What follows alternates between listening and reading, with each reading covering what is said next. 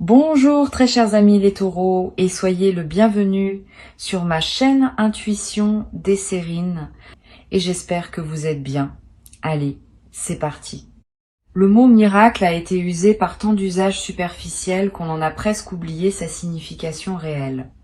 On dit miracle pour parler d'un soleil qui se montre après plusieurs jours de pluie, pour parler d'un bus qui arrive juste à l'heure, pour parler d'un enfant qui s'endort sans pleurer. Toutes ces réalités sont précieuses, mais ce ne sont pas des miracles au sens fort du terme. Le miracle véritable, c'est autre chose. C'est quand quelque chose se produit qui n'aurait pas dû se produire selon les lois apparentes qui régissent notre vie quotidienne. Quand une porte s'ouvre là où il n'y avait pas de porte. Quand une solution apparaît dans une situation qui semblait sans issue. Quand une rencontre se produit alors que toutes les probabilités étaient contre elle. C'est de cette catégorie-là que je veux te parler. Et c'est un miracle de cette qualité qui s'apprête à entrer dans ta vie. Avant d'aller plus loin, je veux te transmettre une compréhension importante. Les miracles véritables ne sont pas des accidents dans le tissu du réel. Ils ne sont pas des erreurs du système. Ils sont au contraire l'expression la plus précise du système lui-même, quand celui-ci fonctionne dans toute sa profondeur. Notre vie quotidienne nous habitue à un fonctionnement de surface, où les choses suivent les chemins prévisibles. Mais sous cette surface, il y a un fonctionnement plus profond, où des dynamiques moins visibles peuvent produire des résultats qui semblent surnaturels au regard des lois de surface. Les miracles sont l'irruption ponctuelle de ce fonctionnement plus profond dans notre quotidien. Ils ne contredisent pas la réalité. Il la révèle dans sa dimension la plus complète. Ce qui s'apprête à se produire pour toi appartient à cette catégorie. Ce ne sera pas seulement une bonne nouvelle. Ce sera quelque chose qui sortira du cadre de ce que tu pensais possible dans ta situation actuelle. Et c'est précisément cette qualité de sortie de cadre qui en fera un miracle plutôt qu'une simple chance. Tu vas reconnaître l'événement par cette signature particulière. Tu auras du mal au début à l'expliquer rationnellement. Tu chercheras des causes mécaniques pour comprendre ce qui s'est produit. Et tu réaliseras après examen qu'aucun enchaînement de causes ordinaires ne suffit à expliquer ce qui s'est passé. Cette résistance à l'explication mécanique est la marque la plus fiable d'un miracle véritable. Je veux clarifier quelque chose qui peut paraître contre-intuitif. Le miracle ne va pas se manifester à toi parce que tu serais une personne particulièrement méritante. Cette logique de rétribution n'est pas exacte. Le miracle va se manifester parce que tu as cultivé, à travers ton parcours, une certaine qualité d'ouverture qui rend possible la réception d'un événement de cette nature. Ce n'est pas une question de mérite, c'est une question de disposition. Tu es disposé. C'est à dire que ton système intérieur a atteint une qualité de réceptivité suffisante pour qu'un événement non ordinaire puisse y trouver un terrain d'accueil. Sans cette réceptivité préalable, le miracle, même s'il se manifestait extérieurement, ne s'enracinerait pas en toi. Il glisserait sur la surface de ta vie sans la transformer. Ici, sur Intuition des Sirènes, je veux te transmettre quelque chose qui va t'aider à reconnaître le miracle quand il se présentera. Les miracles ont une signature subtile dans le corps de celui qui les reçoit. Au moment où l'événement miraculeux se produit, tu vas ressentir une forme de vertige, bref. Un instant de suspension où le temps semble s'arrêter. Une chaleur qui se diffuse dans la poitrine. Des larmes qui peuvent monter sans cause apparente. Tous ces signaux corporels ne sont pas des coïncidences. Ils sont la manière dont ton corps capte le caractère extraordinaire de ce qui se passe, avant même que ton mental n'ait pu le formuler en mots. Apprends à faire confiance à ces signaux corporels. Ils sont plus rapides et plus fiables que les analyses que tu pourrais faire après coup. Je veux te parler de ce qui se passe juste avant qu'un miracle se manifeste. Souvent, il y a une période de calme inhabituelle qui précède immédiatement l'événement, comme si le monde s'apaisait pour préparer le passage de ce qui va arriver. Tu vas ressentir dans les heures ou les jours qui précèdent une qualité de tranquillité qui te paraîtra étrangère à ta situation ordinaire. Si tu remarques cette tranquillité préalable, n'essaye pas de la dissiper en remplissant ton temps d'activité. Habite-la. C'est dans cette qualité de calme que la manifestation peut trouver son moment. Tu vas être également avoir, dans cette période préparatoire, des intuitions qui te traversent sans que tu puisses les justifier. Une certitude tranquille que quelque chose va se passer. Une attention soudaine portée à un détail anodin. Une envie de faire quelque chose qui semble sans rapport avec tes préoccupations habituelles. Toutes ces intuitions sont la manière dont ta partie la plus profonde te prépare à l'accueil. Suis-les sans les rationaliser excessivement. Si l'envie de te rendre dans tel endroit te traverse, vas-y, si tu le peux. Si la pensée d'une personne te revient avec insistance, contacte-la peu, être. Ces gestes apparemment anodins peuvent être les conditions exactes par lesquelles le miracle va trouver son chemin jusqu'à toi. Sur Intuition des sirènes, je tiens à te dire quelque chose d'important sur la manière de recevoir un miracle. Quand l'événement extraordinaire se produit, beaucoup de personnes ont un réflexe étrange. Elles essaient immédiatement de le rationaliser, de le ramener dans la catégorie des coïncidences, de minimiser ce qu'il a de spécial. Ce réflexe vient d'un inconfort face à l'extraordinaire. Notre culture nous a habitués à expliquer, à mesurer, à quantifier. L'extraordinaire vrai résiste à ces opérations, et cette résistance peut nous mettre mal à l'aise. Si tu sens ce réflexe en toi quand le miracle arrive, observe-le sans lui obéir. Permets-toi de simplement reconnaître que oui, ce qui se passe est extraordinaire. Cette reconnaissance pleine est ce qui ancre le miracle dans ta réalité et lui permet de produire son plein effet. La résistance à minimiser ne signifie pas que tu doives en faire un drame ou un événement spectaculaire à raconter à tout le monde. Au contraire, les miracles aiment souvent une certaine discrétion. Ils ont une qualité presque intime, comme un cadeau personnel qu'on reçoit dans le secret de son cœur. Tu pourras être en parler plus tard, quand le moment sera venu. Mais dans les premiers temps, garde-le pour toi, pour pouvoir l'habiter pleinement, sans interférence extérieure. Cette retenue n'est pas du secret pour le secret. C'est une protection de la qualité de ce que tu vis. Je voudrais te parler maintenant de la trace que laisse un miracle véritable dans la vie d'une personne. Cette trace n'est pas seulement le bénéfice direct de l'événement. Elle est plus profonde. Elle consiste en une modification durable de ta perception du possible. Avant le miracle, tu avais une certaine carte mentale de ce qui peut arriver dans une vie. Après le miracle, cette carte s'élargit. Tu sais désormais, par expérience directe, que des choses peuvent arriver qui dépassent ce que tu aurais imaginé. Cette connaissance ne s'efface plus. Elle reste avec toi pour le reste de ta vie. Et elle te sert chaque fois que tu te trouves face à des situations qui semblent sans issue.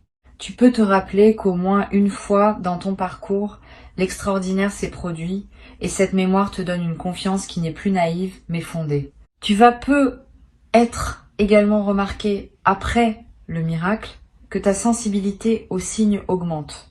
Tu vas commencer à percevoir des subtilités que tu ne percevais pas avant, des coïncidences signifiantes, des connexions entre événements apparemment séparés, des messages qui te parviennent par des canaux improbables.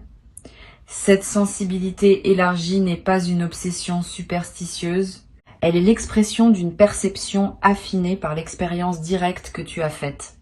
Tu sais désormais qu'il y a plus dans la réalité que ce qu'on en perçoit en surface.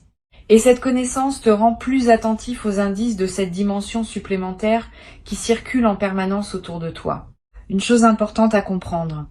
Le miracle qui s'apprête à se produire n'est pas un événement isolé qui interromprait ta vie ordinaire pour la reprendre ensuite à son cours habituel. Il marque l'inauguration d'une phase nouvelle dans laquelle d'autres manifestations, peut être moins spectaculaires mais tout aussi significatives, vont continuer à se déployer. Ce premier miracle débloque quelque chose qui restera ouvert dans la suite. Tu vas vivre, dans les mois et les années qui suivent, une succession de petites grâces qui te confirmeront que tu es entré dans une nouvelle relation au possible. Ces petites grâces ne seront pas tout aussi étonnantes que la première, mais leur accumulation va dessiner un paysage dans lequel tu te rendras compte, peu à peu, que ta vie a vraiment changé de qualité. Je veux te transmettre une perspective importante sur la gratitude qui devra accompagner cette manifestation. La gratitude n'est pas une politesse facultative à offrir après avoir reçu. Elle est une pratique active qui maintient ouvert le canal par lequel les bonnes choses peuvent continuer à arriver.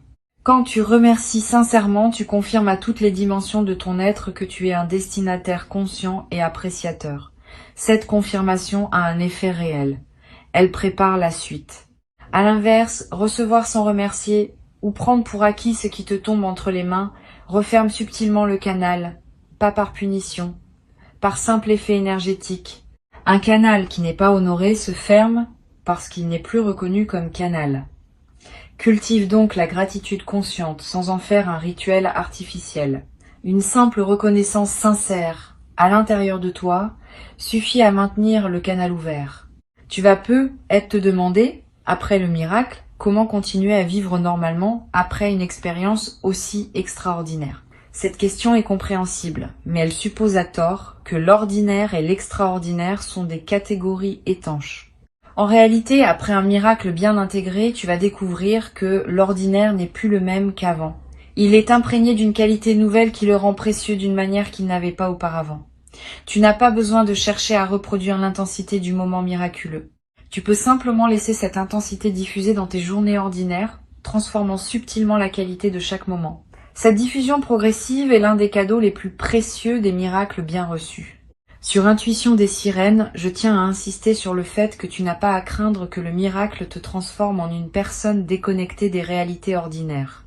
Au contraire, les personnes qui ont vécu un véritable miracle deviennent souvent plus présentes au quotidien, plus attentives aux détails, plus sensibles à la beauté des choses simples. Cette présence accrue est l'effet d'une perception élargie. Quand on a touché à quelque chose qui dépasse l'ordinaire, on commence à voir l'ordinaire avec une qualité nouvelle. Le café du matin a un goût différent. Le visage d'un proche est regardé avec plus d'attention. Les conversations banales prennent une saveur particulière. Cette transfiguration du quotidien est l'un des effets les plus durables des miracles véritables.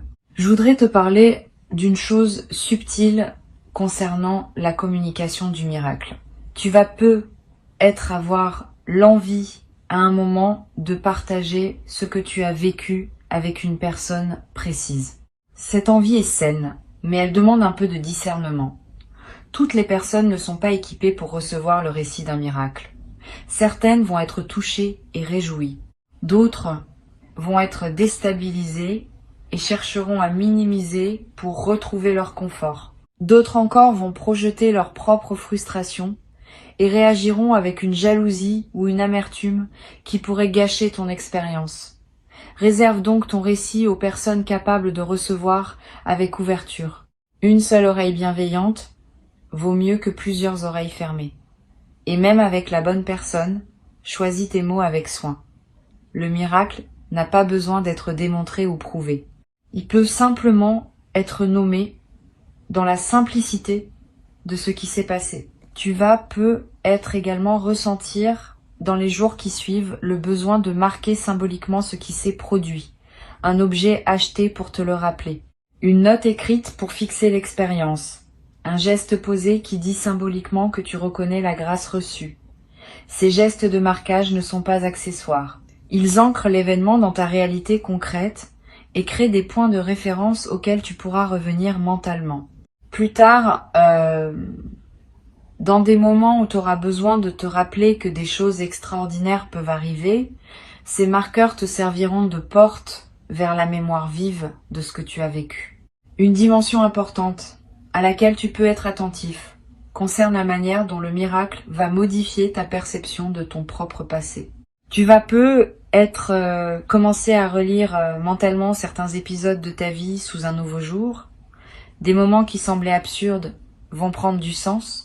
Des détours apparemment inutiles vont apparaître comme des préparations nécessaires.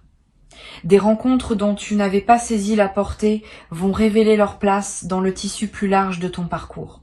Cette relecture rétrospective n'est pas une rumination, c'est une réintégration. Elle te permet de faire la paix avec des aspects de ton passé qui te dérangeaient encore, en les replaçant dans une cohérence plus vaste qui n'apparaissait pas au moment où tu les vivais. Cette réintégration du passé libère une énergie considérable.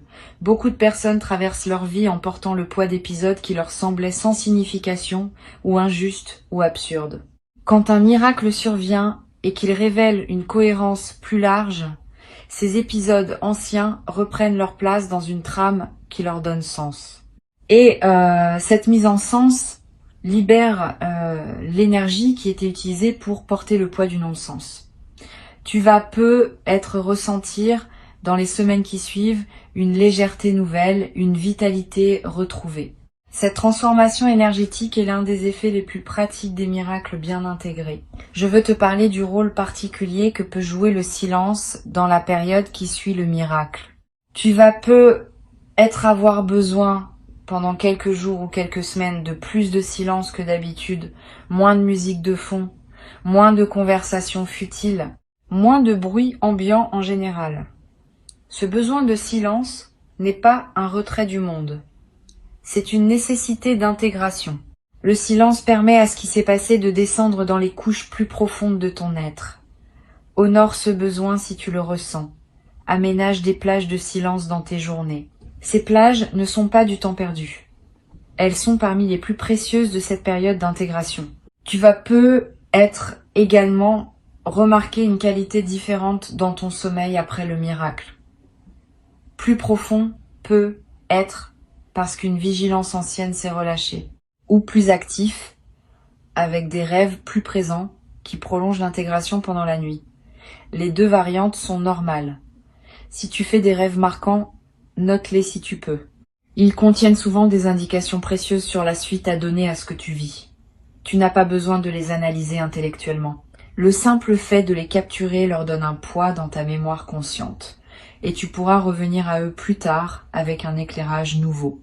Une chose précieuse que tu vas développer après cette traversée est une nouvelle qualité de confiance dans la vie. Pas une confiance naïve qui ignore les difficultés. Une confiance fondée sur l'expérience directe que tu as faite. Tu sais désormais par toi-même que la vie peut surprendre. Que des choses peuvent arriver qui dépassent ce qu'on aurait osé espérer. Cette connaissance corporelle est plus solide que toute conviction intellectuelle. Elle t'accompagnera désormais dans toutes les phases de ton existence, te donnant une sérénité de fond même dans les moments de défi. Tu vas avoir à certains moments dans les semaines qui suivent l'envie de témoigner discrètement à des personnes qui traversent des moments difficiles. Tu pourras leur dire, sans grand discours, que des choses extraordinaires peuvent encore se produire. Ton simple témoignage pourra devenir, pour certaines de ces personnes, l'élément qui leur permet de garder espoir un peu plus longtemps. Tu deviendras à ton tour l'un de ces témoins du possible qui circulent dans le monde et qui maintiennent vivante l'idée que tout n'est pas figé d'avance. Ce rôle, sans en faire une mission grandiose, ajoutera une dimension de service silencieux à ta vie quotidienne. Sur cette chaîne, j'aime souligner que les miracles sont rarement des événements isolés. Ils ouvrent une porte qui reste ouverte. Et derrière cette porte, d'autres possibilités se déploient progressivement. Sois donc attentif à ce qui suit. Ne pense pas que tout se joue dans le moment central. Le moment central est l'inauguration. Ce qui suit est le déploiement. Et le déploiement promet d'être au moins aussi riche que le moment initial, parce qu'il s'inscrit dans la durée et accumule les significations à mesure qu'il avance. Cette continuité après l'événement est ce qui distingue les miracles véritables des éclats ponctuels qui ne laissent pas de traces durables. Je veux te transmettre une perspective importante sur l'humilité qui peut accompagner cette expérience. Pas une humilité diminuante qui te rabaisserait. Une humilité au sens vrai, qui consiste à reconnaître qu'on participe à des dynamiques qui nous dépassent. Tu n'es pas l'auteur du miracle. Tu en es le destinataire et le co-créateur, dans la mesure où ton ouverture a permis qu'il se produise, mais quelque chose de plus large que toi a orchestré ce qui se passe. Cette reconnaissance d'une dimension qui dépasse ton seul effort personnel est ce qu'on peut appeler humilité dans le sens le plus juste du terme. Elle te garde connecté à une trame plus grande que ta seule existence individuelle. Tu vas être éprouvé à certains moments une émotion difficile à nommer. Un mélange de joie, d'humilité, de gratitude, de presque révérence. Cette émotion mixte est typique des expériences qui touchent à des dimensions profondes. Permets-toi de la vivre sans chercher à la simplifier. Sa complexité est précieuse. Elle te connecte à des dimensions de ta sensibilité, qui restent souvent inaccessibles dans la vie ordinaire. Et cette connexion à ta sensibilité profonde est elle-même l'un des cadeaux secondaires de ce qui s'apprête à se vivre.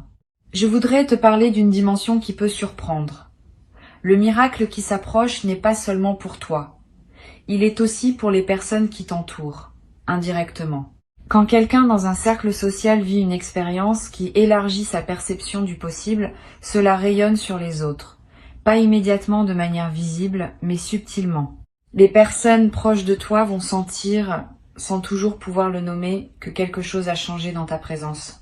Et ce changement va influencer à sa manière modeste leur propre perception du possible dans leur vie. Tu es donc en train de devenir, sans le décider, un agent de transformation collective. Cette dimension élargie de ce que tu vis donne du sens à l'expérience au-delà de ton seul parcours personnel. Tu vas être également développé dans la durée une qualité particulière dans la manière de répondre aux difficultés. Quand un défi se présentera après cette traversée, tu auras une nouvelle ressource intérieure à mobiliser. Tu pourras te dire, en toute connaissance de cause, que des solutions inattendues peuvent surgir, que des portes peuvent s'ouvrir là où tu n'en voyais pas, que la vie peut encore surprendre dans la bonne direction. Cette confiance fondée sur l'expérience te donnera une élasticité nouvelle face aux épreuves. Tu cesseras de te crisper dès qu'une difficulté apparaît. Tu pourras la traverser avec plus de souplesse en sachant que des ressources existent, parfois invisibles, qui peuvent se manifester quand le moment juste arrive. Pour conclure cette transmission, je veux te dire que ce qui s'apprête à se produire pour toi est précieux et que tu mérites pleinement de le recevoir. Avant de te quitter pleinement, je voudrais te transmettre encore plusieurs perspectives qui peuvent enrichir ta préparation à recevoir ce miracle. La première concerne la qualité particulière du regard que tu vas développer après cette expérience. Tu vas regarder le monde différemment, pas avec naïveté excessive qui verrait des miracles partout, avec une attention plus fine qui repère les petits signes de la présence active de l'extraordinaire dans le quotidien. Cette qualité de regard est elle-même un cadeau durable. Elle transforme la manière dont tu habites tes journées. Tu cesses de fonctionner en mode automatique. Tu commences à voir vraiment ce qui t'entoure, avec ses dimensions visibles et ses dimensions plus subtiles. Cette perception élargie est l'un des effets les plus précieux des miracles bien intégrés. Une deuxième perspective importante. Le miracle qui s'approche va également affecter ta capacité à recevoir d'autres formes de grâce dans ta vie. Quand un canal s'ouvre par lequel l'extraordinaire peut passer, ce canal reste ouvert pour d'autres manifestations. Tu vas être remarqué dans les semaines et les mois qui suivent que des choses bonnes se présentent à toi avec une fréquence inhabituelle, une opportunité qui se manifeste juste au bon moment, une rencontre fortuite qui s'avère significative, une information qui te parvient juste quand tu en avais besoin. Cette accumulation de petites grâces est l'effet en cascade du premier miracle. Elles ne sont pas toutes aussi spectaculaires que l'événement initial, mais leur accumulation transforme la qualité globale de ta vie. Tu vas être également découvrir, à travers cette traversée, une nouvelle relation à la prière ou à l'intention silencieuse, pas nécessairement religieuse au sens traditionnel. Plutôt une pratique simple qui consiste à formuler intérieurement, sans parole solennelle, ce que tu désires voir se manifester dans ta vie. Cette formulation intérieure n'est pas une magie. C'est une mise en alignement consciente. Elle confirme à toutes les dimensions de ton être quelle direction tu choisis. Et cette confirmation aide à orienter ce qui se manifeste. Beaucoup de personnes traversent leur vie sans jamais formuler clairement ce qu'elles veulent, et leurs souhaits restent flous, donc difficiles à actualiser. Tu vas être commencé à pratiquer cette formulation claire, et tu vas observer que ce que tu formules avec sincérité a tendance à se manifester avec une fréquence plus grande que ce que tu laisses dans le flou. Tu vas remarquer également une transformation dans ton rapport au temps après cette expérience. Le temps ne sera plus tout à fait le même qu'avant. Avant tu vivais dans un certain défilement linéaire, où le passé pesait, où l'avenir préoccupait, où le présent se trouvait souvent négligé. Après, le présent va prendre une qualité différente. Tu vas vivre davantage dans le moment qui s'écoule, parce que tu auras compris, par expérience, que c'est dans le présent que les choses extraordinaires se manifestent. Cette nouvelle relation au présent est l'une des transformations les plus précieuses que peut apporter une expérience miraculeuse bien intégrée. Sur cette chaîne, j'observe que les personnes qui ont vécu un véritable miracle développent souvent une nouvelle qualité d'humour, pas un humour cynique. Un humour léger qui reconnaît les paradoxes savoureux de l'existence. Quand on a touché à quelque chose qui dépasse les explications mécaniques ordinaires, on peut sourire de la manière dont on prenait certaines choses trop au sérieux auparavant. Cet humour n'est pas une moquerie, c'est une légèreté retrouvée. Il rend la vie quotidienne plus agréable, à toi-même et à ceux qui te côtoient. Cette qualité d'humour léger est l'un des cadeaux secondaires les plus appréciables. Tu vas peu être également remarqué, dans cette nouvelle phase, que ta sensibilité à la beauté augmente. Tu vas être plus touché par un coucher de soleil, par un visage croisé dans la rue, par une mélodie entendue par hasard, par la lumière qui passe à travers une fenêtre. Cette sensibilité accrue à la beauté est l'expression du fait que ta présence à la vie s'intensifie. Et la beauté, à son tour, te nourrit d'une manière qu'elle ne te nourrissait pas avant. Tu vas découvrir que la beauté est partout, dans les détails les plus modestes du quotidien, et qu'il suffit d'avoir développé la qualité de regard pour la voir. Ce développement de ta capacité à voir la beauté est l'un des cadeaux les plus durables qui dépasse largement le bénéfice direct du miracle initial. Une chose précieuse que je veux te transmettre. Après cette expérience, tu auras une nouvelle ressource pour les moments difficiles. Quand quelque chose te paraîtra sans issue, tu pourras revenir mentalement à l'expérience que tu as vécue et te rappeler que tu as déjà été surpris une fois par ce que la vie pouvait offrir. Cette mémoire fonctionnera comme une boussole intérieure dans les moments d'épreuve. Elle te dira sans parole que des solutions inattendues peuvent encore se présenter, que des portes peuvent encore s'ouvrir, que tout n'est pas joué d'avance. Cette boussole te servira pour le reste de ta vie. Elle est l'un des bénéfices les plus discrets, mais les plus essentiels de ce qui s'apprête à se vivre. Je voudrais te parler également de la responsabilité douce qui accompagne le fait d'avoir reçu un miracle. Quand on est destinataire d'une grâce, on devient en quelque sorte porteur d'une lumière qu'il s'agit de ne pas éteindre par négligence. Cette responsabilité ne te demande pas grand-chose. Elle te demande simplement de ne pas oublier ce qui t'a été donné, de ne pas le minimiser au fil du temps, de ne pas le rationaliser après coup pour le ramener dans la catégorie de l'ordinaire. Cette fidélité à la mémoire de ce qui a été vécu est le minimum que demande la grâce reçue. Et cette fidélité, en retour, maintient en toi la qualité d'ouverture qui rend possible la suite. Tu vas peu avoir à un moment l'envie de marquer ce qui s'est passé par un acte symbolique. Tu peux planter quelque chose dans un jardin si tu en as un. Tu peux faire un don modeste à une cause qui te tient à cœur. Tu peux écrire une lettre à toi-même que tu ouvriras dans plusieurs années. Ces actes symboliques inscrivent l'expérience dans la trame concrète de ta vie. Ils créent des points de référence durables. Et ils confirment à toi-même que tu reconnais l'importance de ce qui s'est produit. Cette pratique de marquer les moments importants par des actes symboliques est l'une des plus simples et des plus efficaces pour intégrer durablement ce qu'on a vécu. Une dernière dimension à laquelle je tiens. Le miracle qui arrive pour toi peut être aussi un sens qui te dépasse, qui s'inscrit dans une trame plus large que ta seule existence individuelle. Tu pourrais devenir à terme un témoin discret pour d'autres personnes, un exemple silencieux que des choses extraordinaires sont possibles, sans avoir à devenir prédicateur de quoi que ce soit.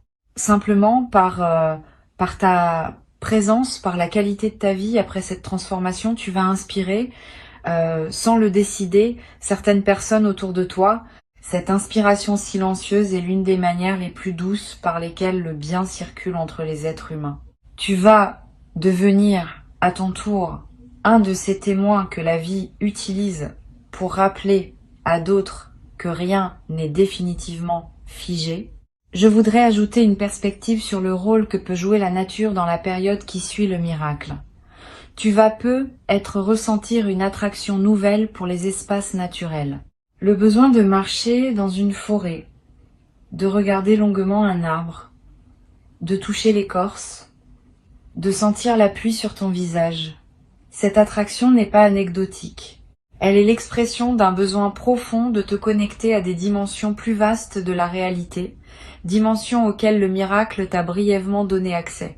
La nature offre un cadre où ces dimensions restent perceptibles plus facilement qu'en milieu urbain. Suis cette attraction quand elle se présente. Donne-toi des moments dans la nature, même brefs. Ils vont consolider ce qui s'est ouvert en toi. Ne te questionne pas sur cette dignité quand le moment viendra. Reçois simplement avec la qualité de présence que tu as construite à travers tout ton parcours. Cette qualité de présence est ce qui te permet d'accueillir l'extraordinaire sans le déformer par tes anciens automatismes. Et cette qualité d'accueil est ce qui transforme un événement, même miraculeux, en bascule véritable dans ta vie. Tu es prêt. Le miracle est en chemin. Il porte exactement ce dont ta vie avait besoin pour entrer dans sa nouvelle phase. Reste ouvert, reste attentif. Et quand tu le verras se manifester, tu sauras que oui, c'est cela. Et cette reconnaissance immédiate sera elle-même le premier acte de ta nouvelle relation à un possible que tu n'avais peu. Être jamais cru pouvoir habiter dans ta propre existence. Garde ces mots avec toi pour les jours qui viennent. Reviens-y si tu en sens le besoin. Et avance avec confiance dans la direction de ce qui se prépare maintenant pour toi.